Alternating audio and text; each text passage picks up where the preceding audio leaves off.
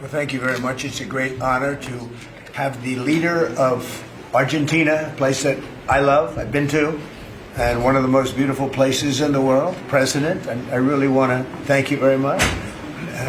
He's MAGA all the way. It's Make Argentina Great Again. I heard about him when he was campaigning, and even before his campaign. He's a great economist, and he was saying a lot of very correct things, and he was very much in a conservative mode. And I heard all about you as you were running and even before you were running, because as a tremendously talented economist, you were getting a lot of good write-ups, and I appreciated that. But he was Make Argentina Great Again. It worked. I actually sent him some hats for his early part of the campaign, and then he called me. He wanted a lot more, and I said, "When does it stop? When will it stop?" And it stopped with him winning, and he's become very popular, and he's on the verge of a breakthrough. I think he's really on the verge of tremendous economic success, and I know that Scott Bessent is helping, and our great Scott is doing a job, and he feels very strongly about it. And Scott, do you want to say just a couple of words about that, please? Yes, sir. The president is fighting 100 years of bad economic history and policy, and is both presidents. Both. We're fighting bad. I thought he was talking about the U.S. president when he said. And there's a midterm election coming up. We think he's going to do quite well, and then continue his reform agenda. Mr. President, as you said, President Obama had a big opportunity during his term, which he wasted. Many governments in Latin America went center-right, and the U.S. ignored them. We are not going to ignore our allies. It is economic strength. We're using our economic strength to create peace, just as you've done all over the world. And it is much better to form an economic bridge with our allies, people who want to do the right thing, than have to shoot at narco gunboats. So we think that this is an opportunity for the Argentinian people, and that President Milei is the one to do it. He's got a great cabinet. He's got a great team who we've worked with over the past weeks. And the election is coming up very soon, and it's a very big election being watched by the world, because he's done an incredible job. But with that comes some pain. And they have some pain, and now they're coming out of it. And I think the victory is very important. Your poll numbers, I hear, are pretty good, but I think they'll be better after this. And, you know, our approvals are somewhat subject to who wins the election, because if a socialist, or in the case of New York City, a communist wins, you feel a lot differently about making an investment. I think, Scott, you'd feel that if somebody that had no chance, in other words, if somebody wins and has no chance of ever having a great economy because of that philosophy, you would put a halt to what we're doing.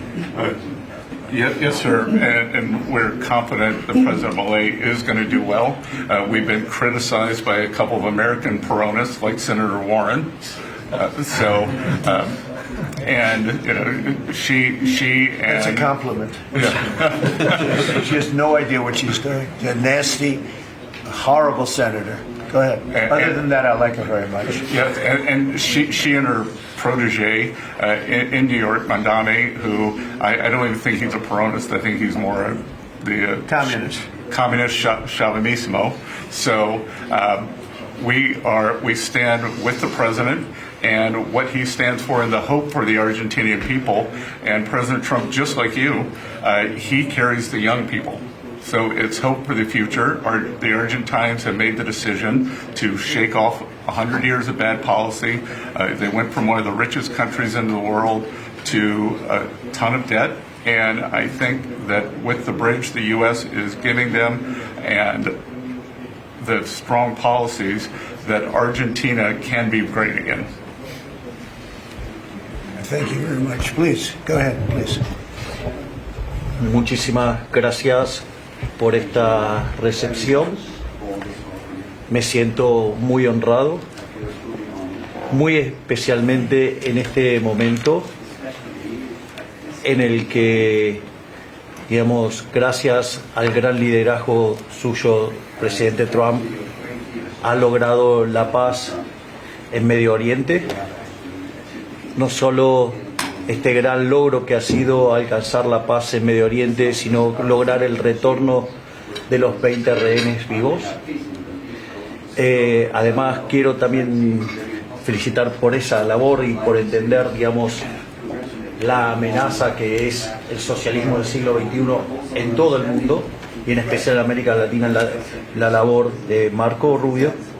Y también quiero agradecer profundamente el enorme trabajo que ha hecho el secretario Besen, digamos, para ayudar a superar este problema de iliquidez que tenía Argentina como consecuencia, digamos, de los ataques políticos que hemos sufrido por nuestros opositores, que no quieren que Argentina vuelva a abrazar las ideas de la libertad y que quieran volver a abrazar ideas perimidas, fracasadas, que en el fondo no son ni más ni menos que caminos que conducen al socialismo. Así es que, en primer lugar, muchas gracias por recibirme, muchas gracias por lo que están haciendo por el mundo libre y muchas gracias al secretario Besen por la enorme tarea que ha llevado a cabo y que, digamos, nos permite tener una ruta para poder transitar tranquilos y hacer lo que los argentinos de bien necesitan, y que creo que va a ser un buen caso para mostrar al mundo que las ideas de la libertad funcionan y generan prosperidad. Muchísimas gracias. Thank you very much. Do we have a interpreter that wants to? You all either have that. Has everyone understood? Because I think you made a very important, profound statement, actually. But we could have it interpreted if you want. Does anybody want it interpreted? Would you like that? Would you like it? Can the interpreter speak what? Do we have somebody set up for that? You want? It's actually simultaneous, so if the President would like to repeat his statement, we can do it. No, that's okay. Don't worry about it. We'll leave it that way. So, it's an honor to have you here. And I just want to tell you that your career has been an amazing one, and it's going to continue with the election. You're going to win the election. We're going to endorse you. I'm going to endorse you today. Fully endorse you. And, people in Argentina like me. A lot of people like me. I'm even surprised myself. But we had a great week. We had a great weekend. We had a great period of time in the Middle East. It was very comprehensive. It went very rapidly, and I think it's going to lead to something that's going to be unrecognizable, certainly for the Middle East. What's taken place in the last few days, people can't believe it. I've never seen anything like it. I've never seen the love and the spirit. And I've done a lot of things. I've done a lot of deals. I've done a lot of political deals where countries come into line or whatever. But I've never seen anything like this, the level of love. And it has to do with the mystique of the Middle East, I think, because if I did other countries, I did 7 other settlements of wars, complete settlements of wars, and it was very well received. But this is something I've never seen anything like it. The media covered it very fairly, and even the fake news, of which we have a lot, they actually covered it fairly for a change. And I appreciated that. We have to get back to that. It's so important. But I just want to say it's a pleasure to be with you, and we're going to have lunch, and we'll take a couple of questions from the news, and I'm sure they'll be extremely non-hostile and friendly. Like JD went through a very friendly interview with George Slopadopoulous, who was nice enough to pay me $16 million the last time we came. He had to pay $16 million to me, which was good. It was worth having somebody lie. If you get $16 million, that's good. But JD had a very nasty person interviewing him, and we can't let that happen. Just as inappropriate to cut off a highly respected vice president of the United States mid-sentence. I guess it's one way to win an argument. That was the only way he was going to win the argument. So it was pretty inappropriate, I want to tell you that. So thank you very much. Do you have something there? Yes. Oh, good. Thank you. Sí. Quería darle. I'll get it.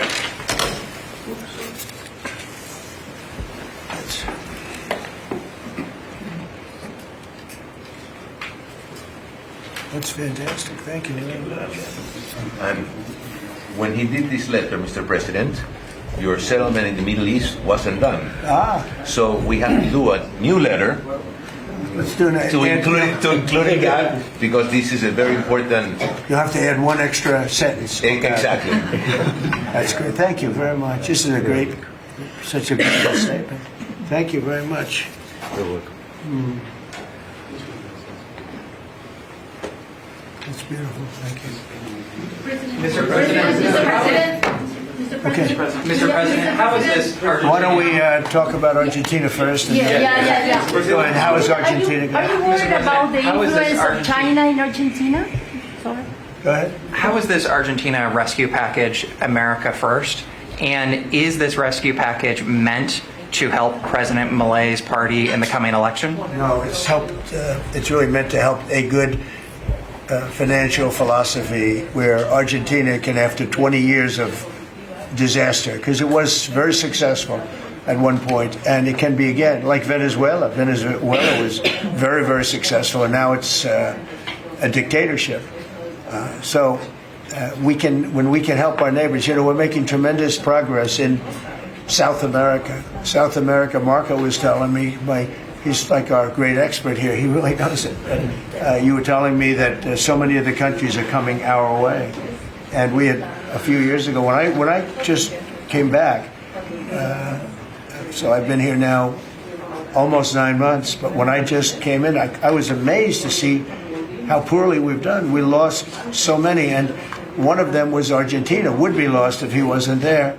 And I think he will be there because the people recognize he's done an amazing job. He took over a real mess. So did I take over a mess. I took over a mess by, the Biden group. And Obama he started it, I'll tell you. Barack Hussein Obama started it. Could you give a couple of words on South America? You were telling me so well yesterday how well we're doing. Go ahead. Well, first of all, we have now 8 or 9, 10 countries, Argentina being foremost among them, that have aligned with the United States on issue after issue in international community events all over the world. They're, in fact, these great allies like Argentina, but I can go into others, Costa Rica, I don't want to leave anybody out, El Salvador, but I think one of the more promising developments is later this month there'll be an election in Bolivia after 25, 30 years of anti-American hostile government.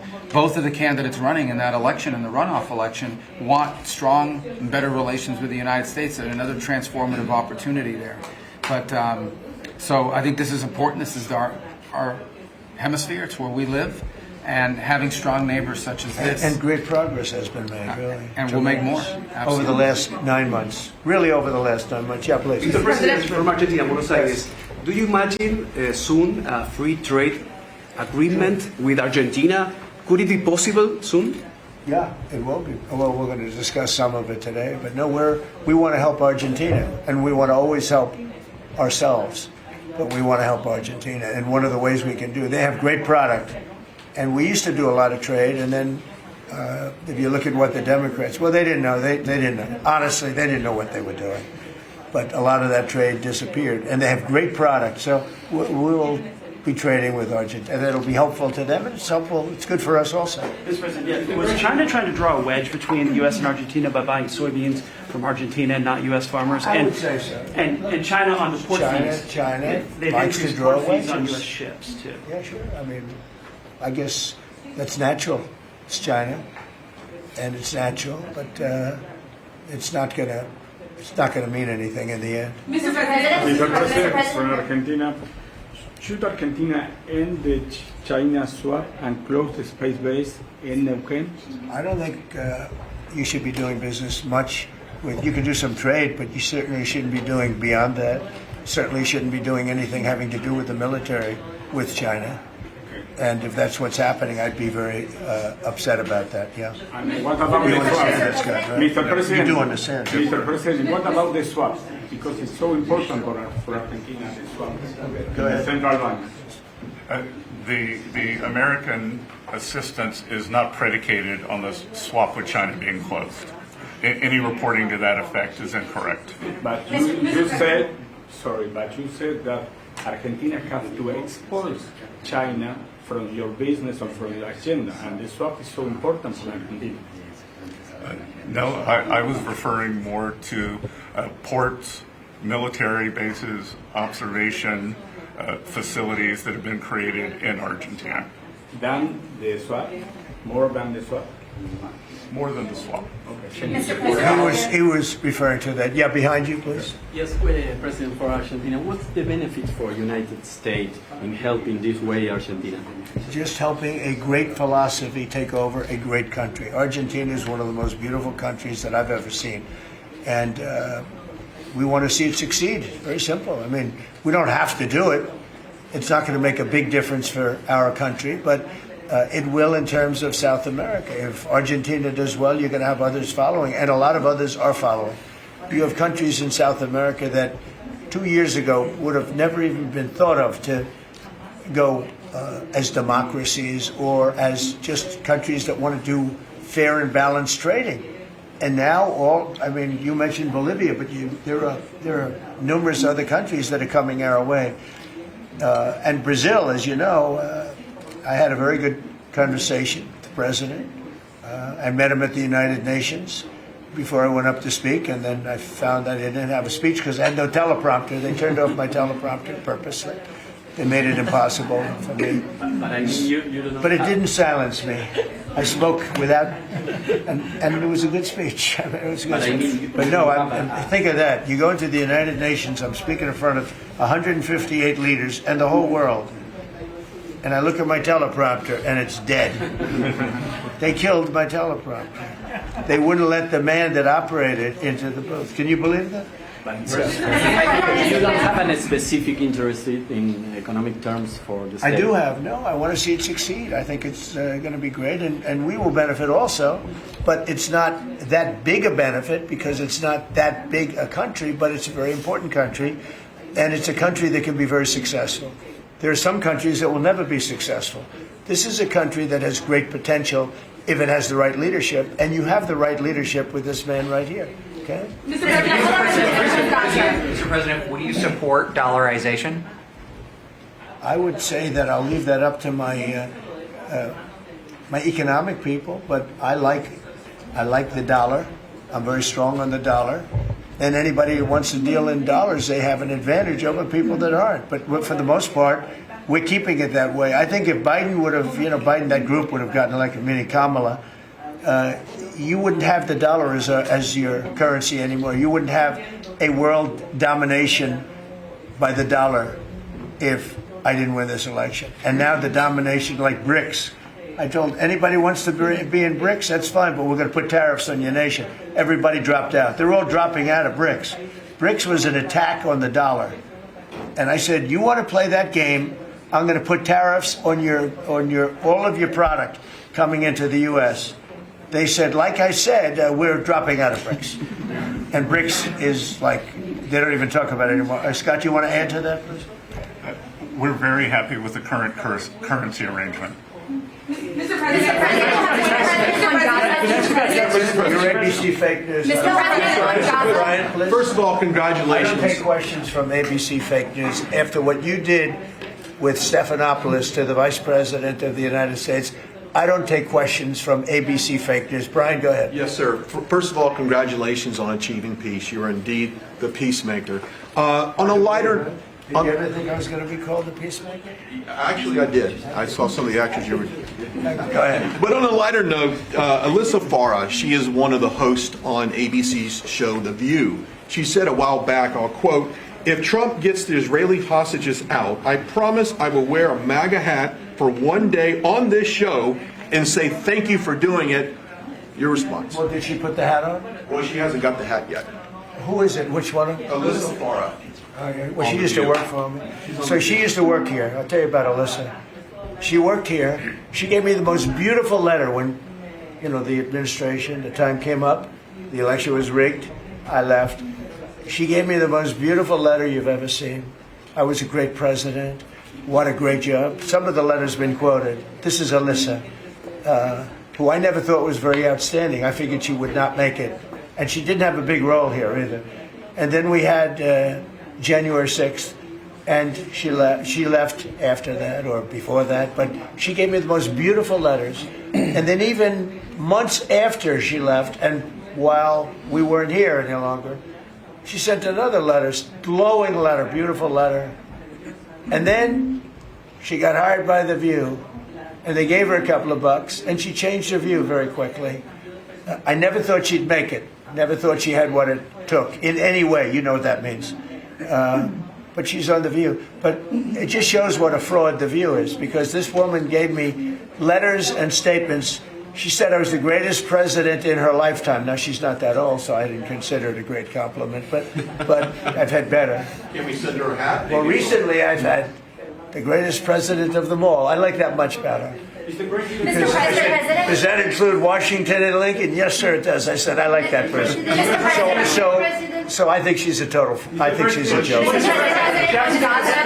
President, on Gaza, how long will it take Hamas to disarm, and can you guarantee that is going to happen? Well, they're going to disarm, and because they said they were going to disarm. And if they don't disarm, we will disarm them. How will you do that? I don't have to explain that to you. But if they don't disarm, we will disarm them. They know I'm not playing games. Okay? Now, we did something monumental. We got the hostages back. That was the first thing we had to do. Above all else, get the hostages back. Now, they misrepresented because we were told they had 26, 24 of dead hostages, if we can use those terms. And it seems as though they don't have that because we're talking about a much lesser number. But that's a very tough subject. I want them back. That's what they said. I want them back. Also, they said they were going to disarm.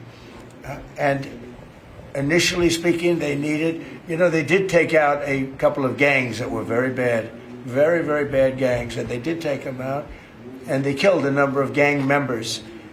And that didn't bother me much, to be honest with you. That's okay. We had a couple of very bad gangs. It's no different than other countries. Like Venezuela sent their gangs into us, and we took care of those gangs. We have Washington, D.C. is one of the safest cities in the country. It was one of the worst cities in the country if you go back just a little while ago, right? Now it's safe. You can walk to work. Isn't it nice? But we have told them we want to disarm, and they will disarm. And if they don't disarm, we will disarm them. And it'll happen quickly and perhaps violently. But they will disarm. Do you understand me? Yes. You say because quickly. Everyone says, oh, well, they won't disarm. They will disarm. And I spoke to Hamas, and I said, you're going to disarm, right? Yes, sir, we're going to disarm. That's what they told me. They will disarm, or we will disarm them. Got it? Okay. What is the deadline you're going to put on that? You say quickly, sir. Sir, you say quickly, but what is the deadline you're going to put on that before you take action? A reasonable period of time. Pretty quickly. A reasonable period of time. Congratulations on the peace you achieved in the Middle East, first Thank of all. you very much. And my question is regarding Argentina. Does continue? Are you from Argentina? I'm from Argentina, yes. I like the Argentina. I like them much better than ABC.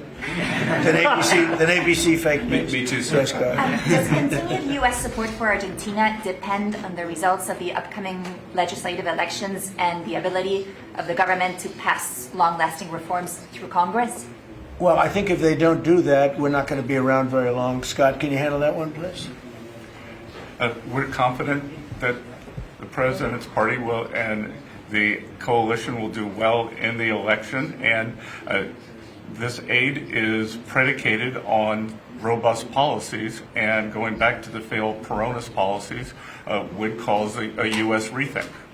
Thank you very much. It's a great question. It's a little like New York. You're reading in Argentina about New York. We have a problem. We have a communist who's 33 years old, doesn't know a damn thing. Practically, he's never worked a day in his life. And he sort of caught on, right? And I'm not going to send a lot of money to New York.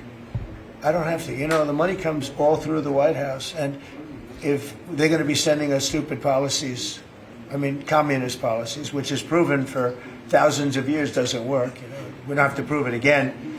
We're not going to ruin one of our great cities because we'll make that great. We will clean up the crime in about 30 days. It took 12 days to do Washington, D.C., so New York is bigger. And Chicago, we've already made a lot of progress despite fighting from the government, but Chicago's doing great. Memphis is doing really great. We have great support there from the political leaders. They said, please come in and clean up crime. And we love it. We've in 1 week, Memphis is so good. It's so much better. We'll have it within a month. We'll have that into a safe city again. And all of these cities, we want to clean them up. We don't like that opposition. But if somebody's going to be a communist mayor of New York. It's a fluke if he gets in. There are a lot of failed people that he's running against. I mean, you have inferior candidates or something, because it's impossible to think that New York City can have a communist mayor. He's a communist. He's not a socialist, by the way. There's a big difference. He's a communist. He's down and dirty. He's a communist. He hates police. He wants to get rid of all police. I mean, how can a policeman? He hates Jewish people, and yet he's got Jewish people supporting. He hates Jewish people. So it comes through the White House. The funding for New York and for every place comes through the White House. And I'm very generous, and I was always very generous with New York, even when you had opposition there, but I was always very generous. But I wouldn't be generous to a communist, a guy that's going to take the money and throw it out the window, because you're talking about hundreds of billions of dollars. And we're not going to let somebody get into office and squander the taxpayer money from this country. We're not going to let it happen. So it's a little bit like that with, if you take a look at Argentina, if the president doesn't win, I know the person that he'd be running against, I believe, probably, we probably have the person. A person is extremely far left and a philosophy that got Argentina into this problem in the first place. So we would not be generous with Argentina if that happened. If he loses, we are not going to be generous with Argentina. Mr. President,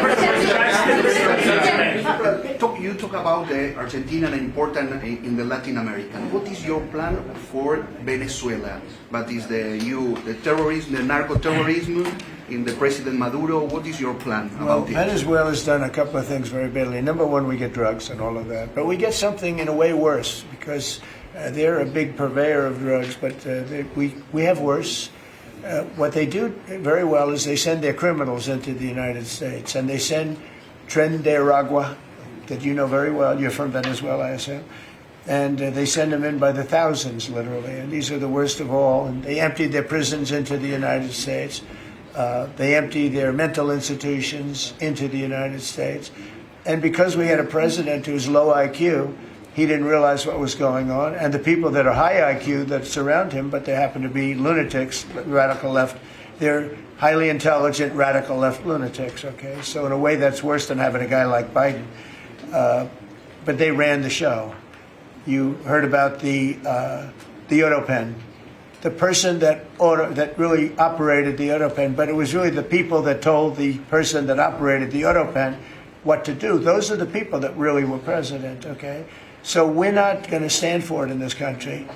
And by the way, that AutoPen thing is under serious investigation. Just this, I don't think you care, because you're from Argentina, you couldn't care less about that. But I just want to say, because I do the weave, you know, the weave, cover a lot of different subjects.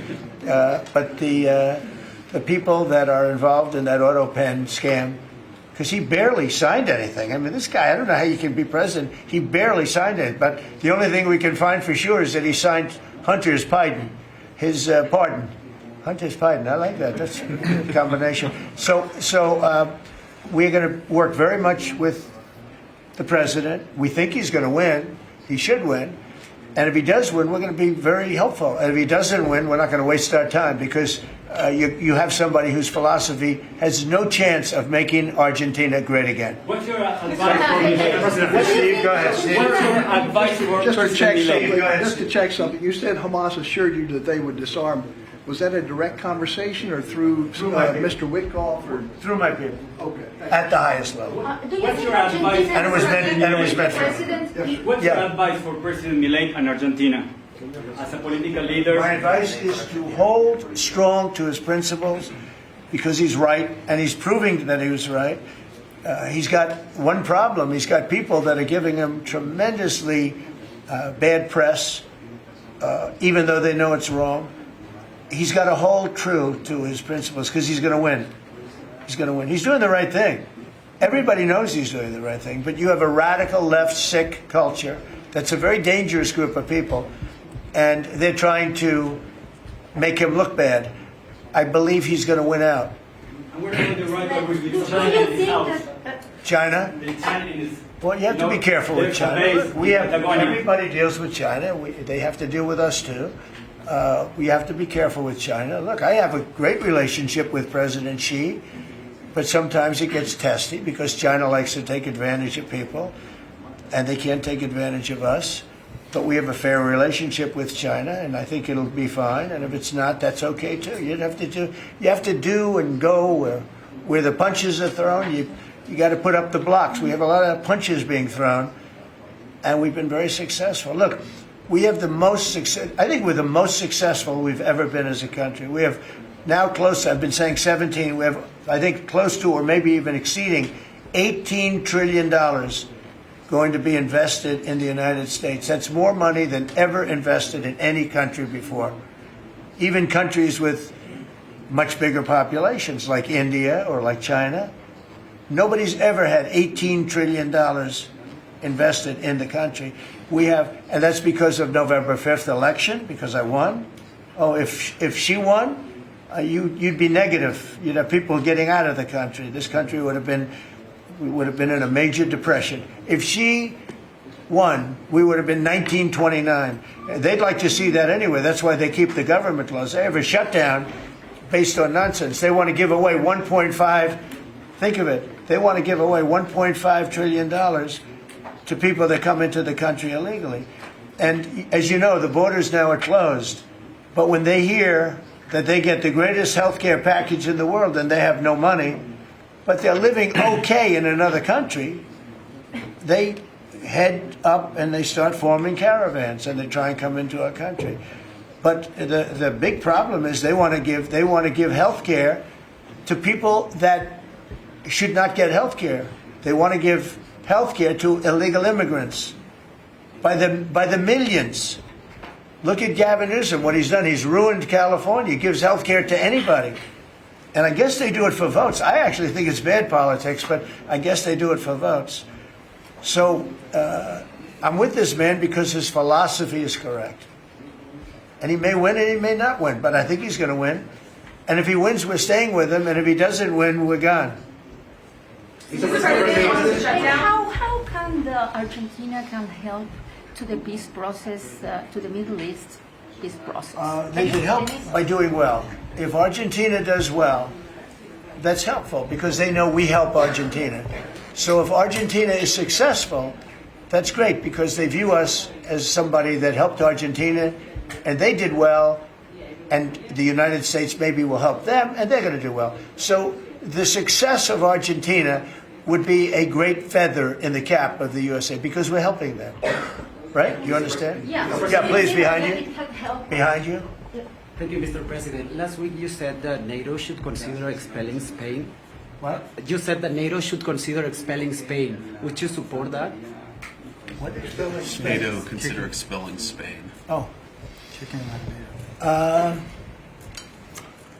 very unhappy with Spain. They're the only country that didn't raise up their number to 5%. Every other country in NATO raised up to 5%. And Spain is doing very well off our backs. So I'm not happy with Spain. Spain gets protection, and they know, look, they're sort of in the semi-middle of it, so they're going to get protected automatically. Even if you don't want to protect them, you're protecting them because of the way they're located. And I think what Spain did is a very bad thing for NATO. I think it's very unfair to NATO. It wouldn't matter if you said you're not going to protect them because they're pretty much protected. What are you going to do? Go through the other countries and let's go attack Spain, right? So I think what they did is not nice. I think it's very disrespectful to NATO. In fact, I was thinking about giving them trade punishment through tariffs because of what they did. And I may do that. I think unbelievably disrespectful. Spain, the only one out of all the countries in NATO, the only one that said that is Spain. And I think I think they should be punished for that. Yes. On the government shutdown, you have the money to pay the troops on October 15th. Okay. I actually have a man who is a very wealthy person. You'll know that when I tell you this. Who called a donor, a great gentleman, and he said, if there's any money necessary, shortfall, for the paying of the troops, then I will pay it, meaning he will pay it. How about that? I said, look, we're not going to need it. We're going to take care of our troops. But This was a position that's being forced upon us by Democrats, and all they have to do is just sign a piece of paper saying we're going to keep it going the way it is. You know, there's nothing. It's not like it shouldn't even be an argument. They've signed it many times before. I don't want to bore you with the fact that Schumer said 100 times you should never close up government, but Schumer's a weakened politician. I mean, he's going to finish his career as a failed politician. He's a failed politician. He's allowed the radical left to take over the Democrat Party. So if they write books about that, if they write books about him, they're going to have to say that his career ended by allowing the radical left to take over the party. I mean, I won an election in a landslide because people are not into the radical left, and the Democrat Party is. People didn't want to see men playing in women's sports. They didn't want to see transgender for everybody. They didn't want to see all of the different things that they do that's so crazy. Open borders. I mean, the worst thing that he did to us, it's not inflation, because we fixed inflation. Prices are way down. I don't know if you saw that gasoline went to 58 just now. Did you see what's going on with gasoline?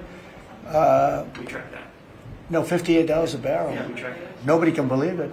I'm very proud of that. You know why? Because we're pumping like we've never pumped before. Because if you get the gas price down, everything else comes down. It's very simple. And he went away from my policies, and you had the greatest inflation. The last administration had the greatest inflation in the history of our country.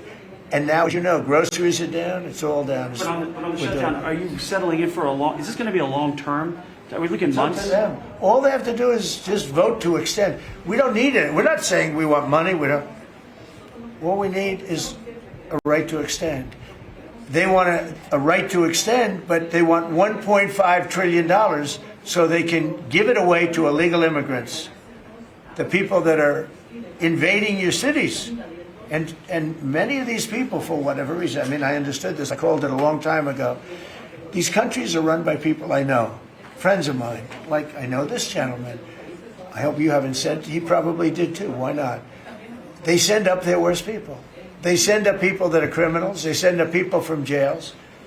And at best, the best ones they send up are people that don't work very hard and that are on a social form of welfare. And they're sending those people into the United States. I don't blame them. I'm angry at them, but I don't blame them. But I'm really angry at Biden and Kamala and that group of lunatics for allowing it to happen, because it's the hardest thing. Now, you know, we're sending them out. It's incredible the job that Christie and Tom Homan and the whole group is doing. But we shouldn't have to be doing that. We're doing a lot of work on getting people out of here. Tren de Aragua has caused tremendous damage, and our soldiers are great. You know, our soldiers are now based on merit. They're not based on woke, because we won the case in the Supreme Court, which was the bravest case. I have such respect for the Supreme Court because of what they did with merit, because our country was built on merit. Countries are destroyed on woke. You know, I made a statement, and I hated to make it because it sounded bad, but everything turns to you know what when it goes woke. You remember the term. I don't like to use it because you might have some children listening, but it turns bad. And no, we have the hottest country right now anywhere in the world. That's why he's here. That's why every other country wants to meet here too. But we only have so many hours in the day and days in the week. But we get the hottest country. Think of it. We were a dead country a year and a half ago. And now we have the hottest country anywhere in the world. It's pretty good. Did a good job. Okay, any other questions? Would you like to visit Argentina? Would you like to visit Argentina soon? There is an invitation for that. What does that mean? Do you like to visit Argentina soon? I do. I would love to. I'm just a little busy. I'd love to go to Argentina. I'd like to be like Biden. I'd like to go to the beach. You know? My legs are not quite as thin as his. My legs are slightly heavier. My arms are slightly larger. My body is a little bit larger than his. I'm not sure it would be appreciated on the beach, but I'm not going to take a chance. You won't see me in a bathing suit. You won't see in a bathing suit sitting on a beach in Argentina, falling down. not being able to lift a 3-ounce chair, meant for old people to lift, and he couldn't lift it, so we had a problem. He spent too much time on the beach. Somebody told him that he looked good in a bathing suit. And you'd see this guy on the beach all the time. I never quite understood. Steve, go ahead. Could you preview your meeting with Ukraine President Zelensky on Friday? You expect to talk about weapons? Is there going to be a package? Interesting meeting going on. Look, I'm very disappointed because Vladimir and I had a very good relationship. Probably still do. I don't know why he continues with this war. This war has been so bad for him. He's going into 4 years of a war that should have beaten, he should have won that war in 1 week. He's now going to soon be into his 4th year. He's lost 1.5 million soldiers, probably, close. Certainly in terms of wounded and no legs and no arms and all the things that happen in horrible wars. It's a horrible war. That's the biggest thing that's happened since World War II in terms of death. It's bigger than any of them. I settled 8 of them. The biggest is that in terms of death. Incredible. I think India, Pakistan had great potential too. We did a great job of that one, but he's got to really settle this war. And you know they have long lines waiting for gasoline in Russia right now, right? They have long lines. Who thought that was going to happen? And all of a sudden his economy is going to collapse. And I'd like to see him do well. I mean, I had a very good relationship with Vladimir Putin, but he just doesn't want to end that war. And I think it's making him look very bad. He could end it. He could end it quickly. And I have to tell you, I give credit because who would think that Ukraine could have fought Russia for 4 years to essentially a standstill? Now, there has been some early,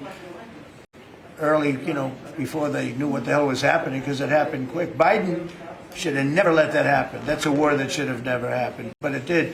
But it's not making Russia look good, I will tell you that. Tomahawks in Ukraine? We'll be talking about Ukraine, yeah. I mean, I have the president coming in on Friday, and I know what he has to say. He wants weapons. He would like to have tomahawks. Everyone else wants tomahawks. And we have a lot of tomahawks. Tomahawk is do you need any tomahawks in Argentina?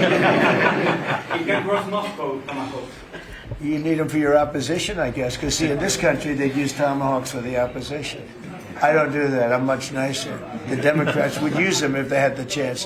They're sick people. Go ahead. President Nixon, are you worried that this plan with Argentina can fail? Anything can fail. Anything can fail. You never know.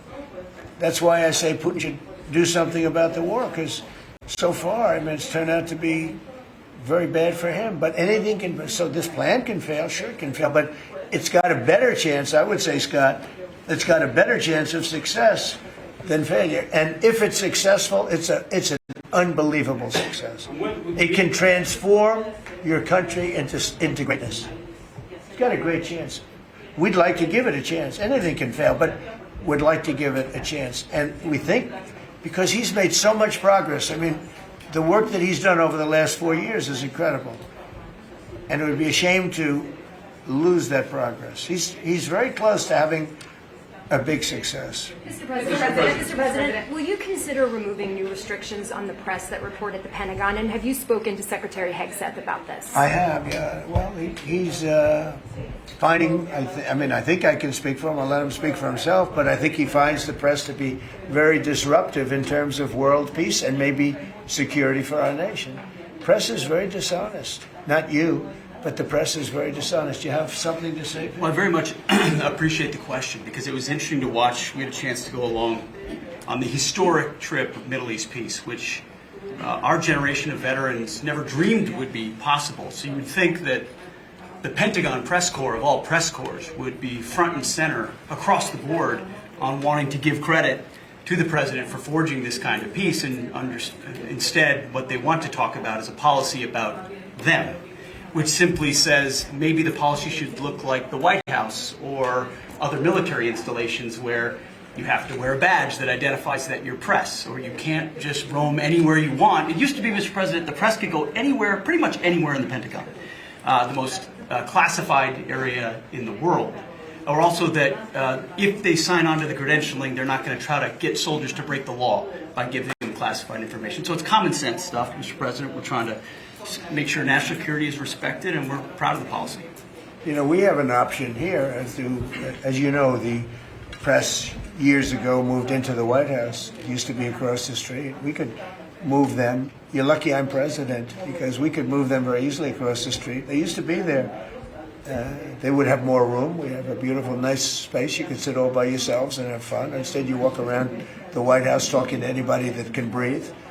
And, but I find that when it comes to war, and now our great Department of War, we have some great people over there, I think it bothers me to have soldiers and even, high-ranking generals walking around with you guys on their sleeve, because they can make a mistake, and a mistake can be tragic. They can do it innocently, too. They can, and they're not press people. They don't really deal with the press, so they're not really necessarily good at it, although I think it's mostly instinctual one way or the other. You're either good at things or you're not.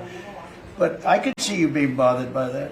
So you have them in an area, and you treat them fairly, but they're not allowed to go into much like the somebody's office and sit with them for 10 hours. Yes, sir. Yeah, I can understand. Boston had some street takeovers that we saw. Are you going to work with or try and work with the mayor of Boston? And then they have a World Cup. They have several World Cup games. I know Argentina knows about World Cups. They have several World Cup games. Could those games move to cities that do work with you? We could take them away. I love the people of Boston. I know the games are sold out. But your mayor is not good. They're worse than her. At least she's intelligent. Some are extremely low IQ. Those bother me more. She's intelligent, but she's radical left. And they're taking over parts of Boston. That's a pretty big segment, right? We could get them back in about 2 seconds. All she has to do is call us. We'll go in and take them back. But she's afraid to, because she thinks it's bad politically. She could take them back, too. The Boston police are great. I know them. They love me. She'll never tell them to go after Trump, because they love me and I love them. And I got a tremendous police vote and military vote, and fireman vote, all of them. No, I think she is hurting Boston. The answer is yes. If somebody is doing a bad job, and if I feel there's unsafe conditions, I would call Johnny, the head of FIFA, who's phenomenal, and I would say, let's move it to another location. And he would do that. He wouldn't love to do it, but he'd do it. Very easily he'd do it. And this is the right time to do it. If I thought Boston was doing something that was going to cause safety conditions for the World Cup, I could say the same thing for the Olympics, because we have events that are in different locations for the Olympics. It's based in LA. If I thought LA was not going to be prepared properly, I would move it to another location if I had to. On that one, I'd probably have to get a different kind of a permission, but we would do that. Gavin Newsom, he's got to get his act together, because had we not gone in at the beginning of my term, had we not gone in with a very strong, powerful force, they would have lost L.A. Now, you already lost 25,000 houses to fires. You got a big scar right in the middle of the city, and that should have never happened, because they should have had the water flowing in from the Pacific Northwest. All they had to do is open up the valves. He didn't want to do it. And he didn't want to do it. He says for environmental reasons. I don't believe that, but for some reason he didn't want to do it. Lost 25,000. You had no water in the fire pumps. You had no water in the sprinkler systems in the ceilings. There were no houses. Normally the things would go in. You might not have lost. You might not have lost 2 houses. So if he doesn't play ball, we're going to have to be very tough with him. He's done a bad job. Just to finish off on that, so when we went in, we did a phenomenal job. We went in with great force, and that was the end of it. We put it out. We extinguished that fire, which was agitation, and it was a very dangerous position to be in. And we went and did a great job.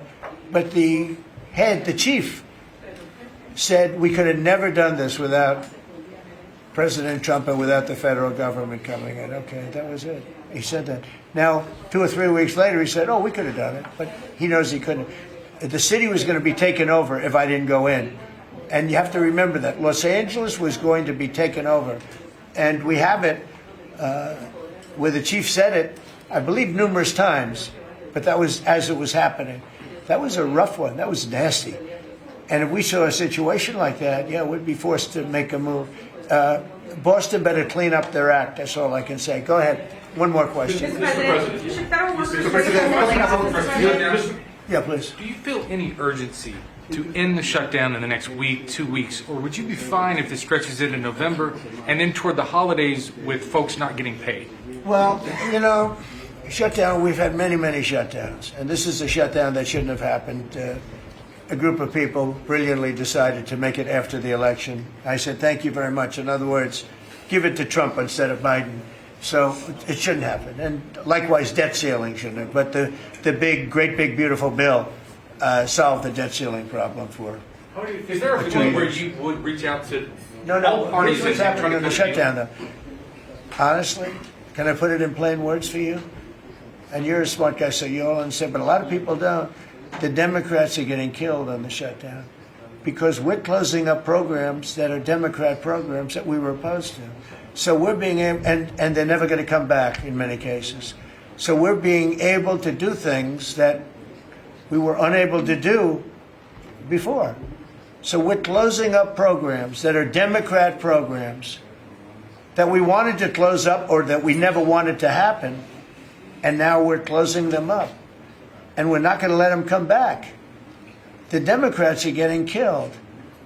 And we're going to have a list of them on Friday, closing up some of the most egregious, socialist, semi-communist, probably not full communist, we're saving that for New York, but semi-communist programs, and we're closing them up.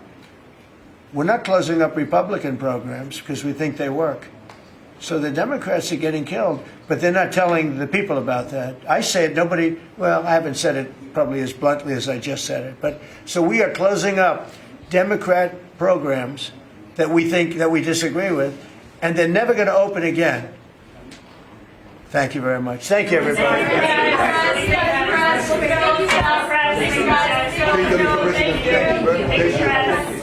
you. Thanks, guys. Right here. Let's go.